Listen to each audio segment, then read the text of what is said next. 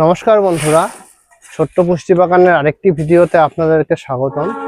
দেখুন, জৈবভাবে কিনা সম্ভব, এক ফোঁটা রাসায়নিক সার বা কোনো রাসায়নিক স্প্রে ইউজ করিনি। দেখুন কি সুন্দর চিচিঙ্গা হচ্ছে, এখানে একটি।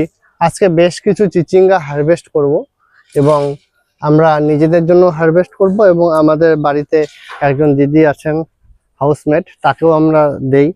ঠিক আছে, এই যে দেখুন কি সুন্দর চিচিঙ্গা। খুবই ভালো লাগে যখন এত সুন্দর জিনিস নিজেদের ছাদে হয়। এবং দুটো চিচিঙ্গা গাছে আমার এত চিচিঙ্গা হচ্ছে যে আমরা খেয়ে শেষ করতে পারছি না। যদিও কোনো জিনিস প্রত্যেক দিন খাওয়াটা উচিত না এবং প্রত্যেক দিনও খাই না, সপ্তাহে 2-3 দিন 2 দিন খাওয়া হয়। দেখুন আরো ওখানে চিচিঙ্গা হয়ে আছে। ঠিক আছে, ওটাও ওঠাবো।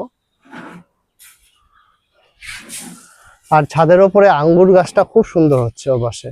একদিন আঙ্গুর গাছ নিয়ে ভিডিও করবো। দেখুন চিচিঙ্গা ওঠাচ্ছি, একদম কচি কচি চিচিঙ্গা,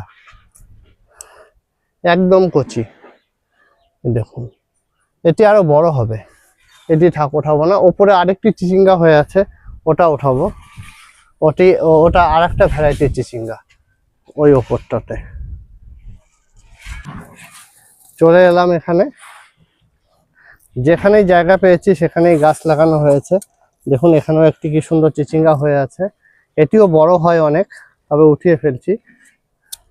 দেখুন কি সুন্দর সব সবজি হারভেস্ট হয় ছাদে। আবার চলে এলাম উপর থেকে, চিচিঙ্গা তোলা হয়ে গেছে। ছাদে অবশ্যই এরকম অনেক তুলসী গাছ লাগাবেন এবং এই যে রাম তুলসী গাছ, সর্দি কাশি জ্বর ব্রঙ্কাইটিস সব প্রবলেমের সলিউশন। ছাদে অবশ্যই ভেষজ গাছ লাগাবেন এবং প্রত্যেকটি কার্টুনে পারলে একটা করে গাঁদা ফুলের চারা অথবা তুলসী গাছের চারা অবশ্যই রাখবেন। তাতে ওখানে কোনো ওই মাটিতে কোনো ব্যাকটেরিয়া বা যেগুলো অপকারী যেগুলো ক্ষতিকর ছত্রাক ব্যাকটেরিয়া সেগুলো আর হবে না, গাছও ভালো থাকবে। গাছের দেখুন লঙ্কা গাছের মধ্যেই আমি এগুলো দিয়ে দিয়েছি, খুব ভালো হচ্ছে সব।